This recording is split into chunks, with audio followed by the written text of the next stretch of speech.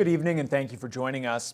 Thunder Bay Police have had to move some officers into the Coast Guard building at Kiefer Terminal due to a lack of space at the Balmoral headquarters. The traffic unit has already been relocated and the emergency task unit is doing their training there. Acting Chief Dan Taddeo says it's another unfortunate example of why they need a new, larger police station. Jonathan Wilson reports. Space is a serious situation here at the police headquarters building. Acting Police Chief Dan Taddeo has been searching for options on how to deal with their lack of space, and they're now leasing a portion of the Coast Guard building at Kiefer Terminal, which is owned by Fisheries and Oceans Canada. The lease price is $125,000 per year. When that came to be, we realized that there was good flexible training space there. That was one of our key things we were looking at due to the lack of training space here. We had to do a lot of renovations to the place to make it up to our standard and compliant. Obviously a lot of security infrastructure and IT infrastructure and so on and so forth. So that's been more or less completed.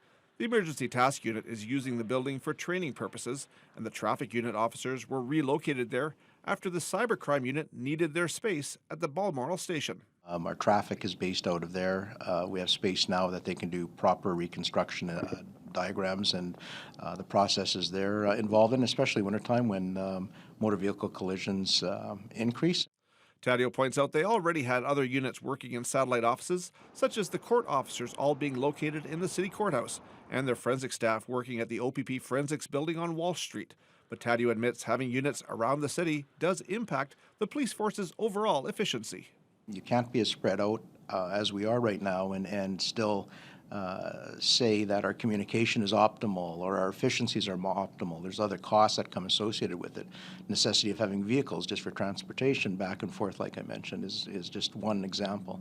The planning for a new $56 million police headquarters was slowed down over the past year, while the focus shifted to internal issues. Taddeo is hoping for more than a dozen extra officers next year and says they may have to set up portables outside the Balmoral station to fit everyone in. And the next step is going into 2023 with the added pressures we have with the staff that are required to properly police the city. We still have to look at more space, and like I said, that could unfortunately include portables until we do get the new police facility. Jonathan Wilson, TBT News. Thunder Bay Police have seized more than $250,000 worth of drugs from a Northside motel room. 4 men from Southern Ontario, ranging from age 18 to 40, were arrested yesterday morning. They were found with more than $280,000 worth of cocaine and crystal meth. Police believe the 4 accused were in the city for the sole purpose of trafficking the drugs. They've all been remanded into custody. The Thunder Bay Country Club has a new property owner. De Gregorio Developments has purchased the golf course along with the partially finished condominium on the property. But it'll be some time before any decisions are made regarding the future plans for the land or the condo. Vasilios Bellos reports. A new era is teeing off at the Thunder Bay Country Club as De Gregorio Developments Inc. has purchased the site from local owners of 2 corporations. The property includes the golf course itself, along with the unfinished 109-unit condominium. Company President Silvio De Gregorio says they're going to have to assess their options for the property over the next few years, but ideally, a golf course would continue to be involved. The best use appears to be some sort of residential combined with the golf course there. 20 years from now, we'll have to reassess it. But I could always see a golf component being part of that development because it's such a beautiful piece of land. Plus, there's so much land that is regulated by the Conservation Authority, being in a floodplain, that you really couldn't do much else with it. The condominium project began in 2012, but has seen numerous delays over the past decade. The latest plans had the structure being completed by 2021, but that's obviously not the case. De Gregorio says they'll maintain and protect the completed foundation until they can determine the best use for that portion of the property. We could continue with a condo, we could change it to something else. We really don't know. We need to really study the market, study the cost to construct, which have become very significant in the last couple of years. It has gotten very expensive. So at some point that we have a development plan that seems reasonable, we'll probably advise the community. As for the 9-hole golf course, it appears that longtime members and fans of the course can rest easy, in the short term at least. DiGregorio says they plan to let members of the club continue operating the course for the foreseeable future. Vasilios Bellos, TBT News. Poor highway conditions in the Nipigon Greenstone area are a cause for concern for both residents and first responders. There have been numerous collisions since late November, including 3 fatalities. In Nipigon, OPP officers are urging drivers to plan ahead and drive carefully. Lee Noonan has more. After the deaths of 3 people stemming from 2 collisions on the same day, Nipigon OPP are offering up winter driving tips and asking motorists to use caution on the roads this winter. While you're traveling throughout the region this winter, just keep it in mind that the road conditions can change almost instantly. So just keeping a safe distance between you and who you're traveling around on the highway. Keeping your lights on if the visibility conditions decide to change all of a sudden. Foster also asks drivers to clear off their windshields, make sure their wipers are working with fluid topped up, have winter tires properly installed, and to stay alert when driving and adjust their speed and spacing to changing conditions. He also recommends consulting Ontario 511 before leaving and being prepared for possible road closures. Just before you leave your wherever you're going, making sure you have a full tank of gas so you can keep warm.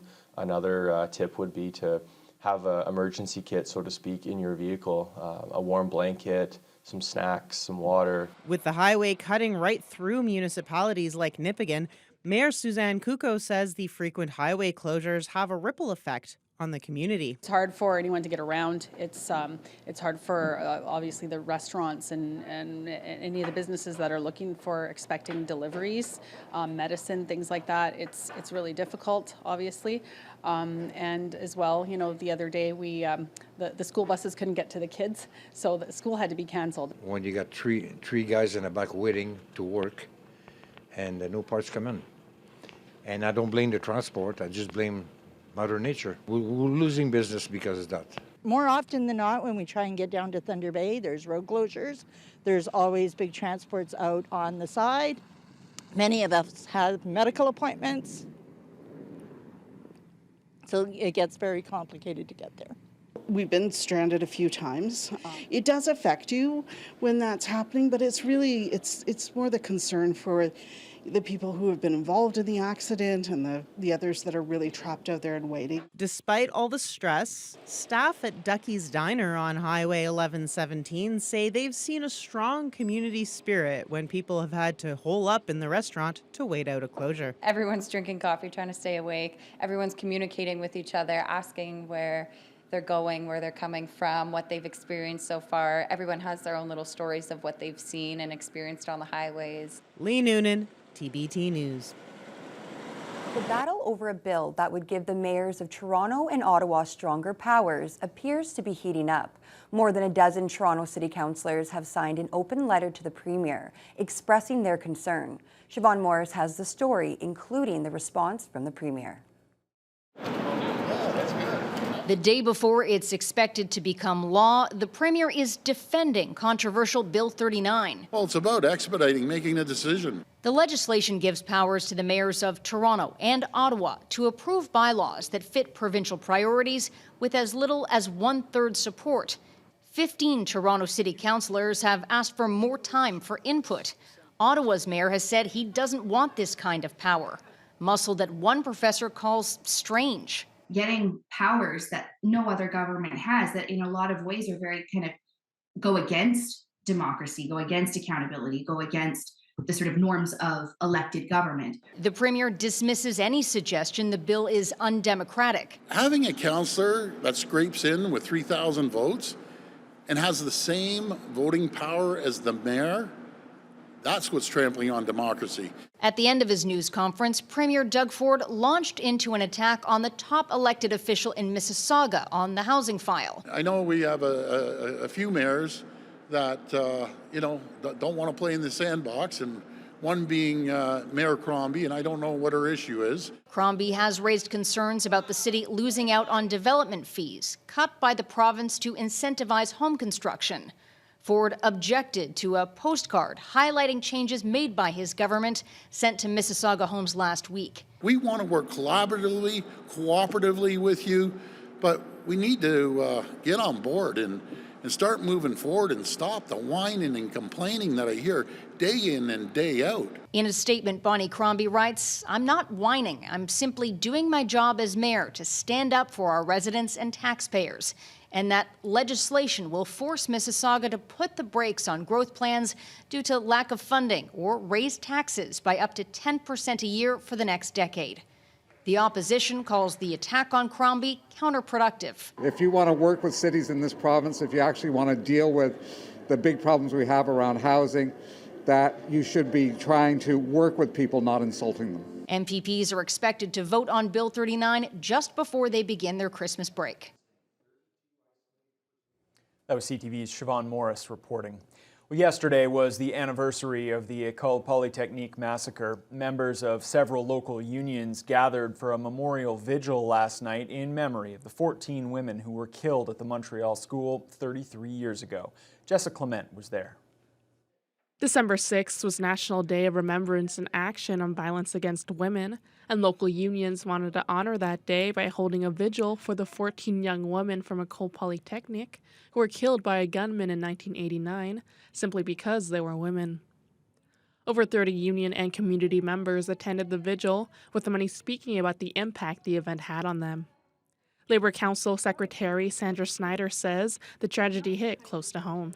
My daughter was 3 months old when it happened, so I sat in front of the TV that day holding a baby girl and just crying. So it's really important that you remember it every year. It's really important to know that they had a future that one person took away. And these are 14 women, but there's thousands and thousands of other women. So tonight is about these 14 women and for all women. Lisa Mongrain with the OSSTF says, even 33 years after the massacre, gender-based violence is still prevalent today. She believes preventing it starts with education and awareness.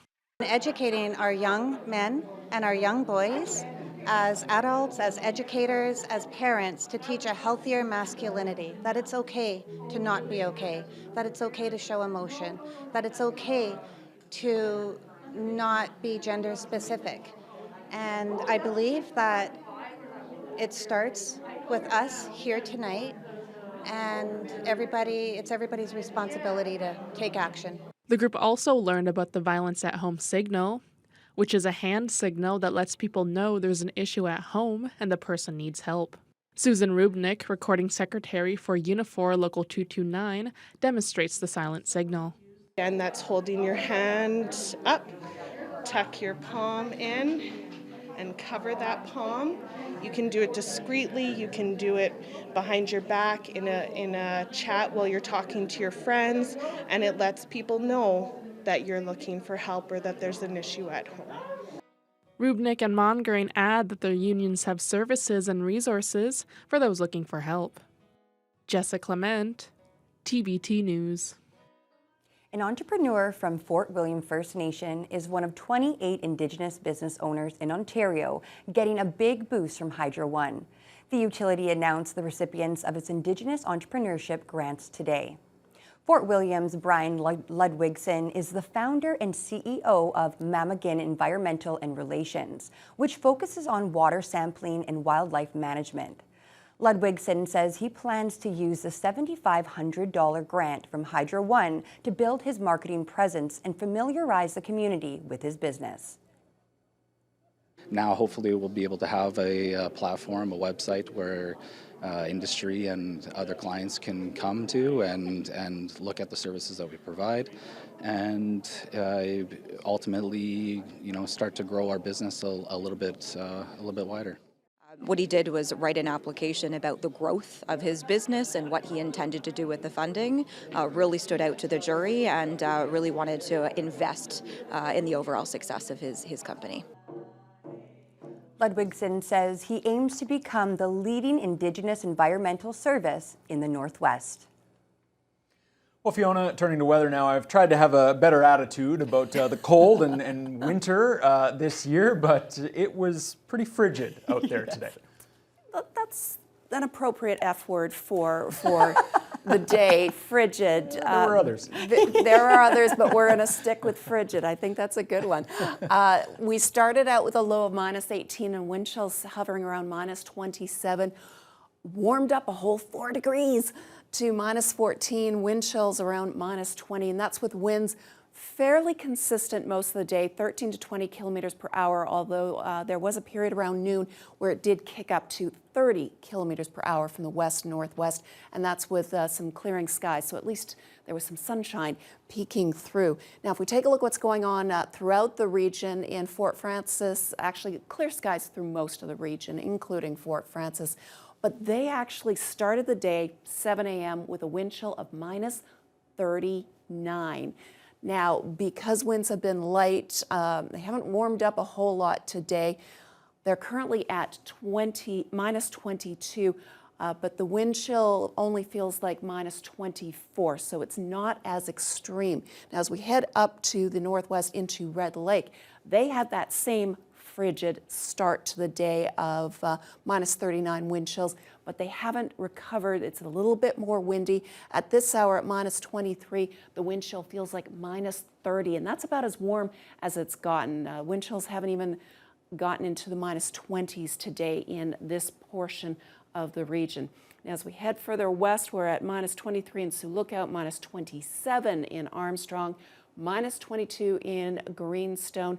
Wind chills there at this hour are hovering around -26. They were kind of in the middle between Fort Frances and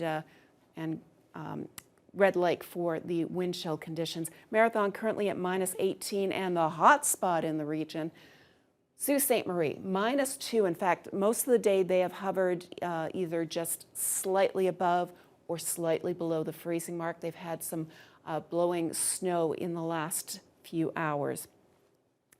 Now, here in the city of Thunder Bay, it's going to be even colder than last night. -24 is going to be our low, and with the wind chill, it will feel like -34. So I cannot stress enough that if you have any pets, do not leave them out for any extended length of time. If they're doing their business, bring them back in quickly. And if you do head out, make sure all exposed skin is covered, because you can have frostbite within minutes with conditions like this. And of course, you can plug in your car. But here's the good news. After tonight, we're going to be spoiled for, could be a week or more. I'll have more details later on the NewsHour. Thank you so much, Fiona. Well, we were warned it could be coming. Yet another rate hike from the Bank of Canada was announced today. We'll have those details for you as your Wednesday NewsHour continues. It's terrible. Our mortgage has gone up over $1,000 a month.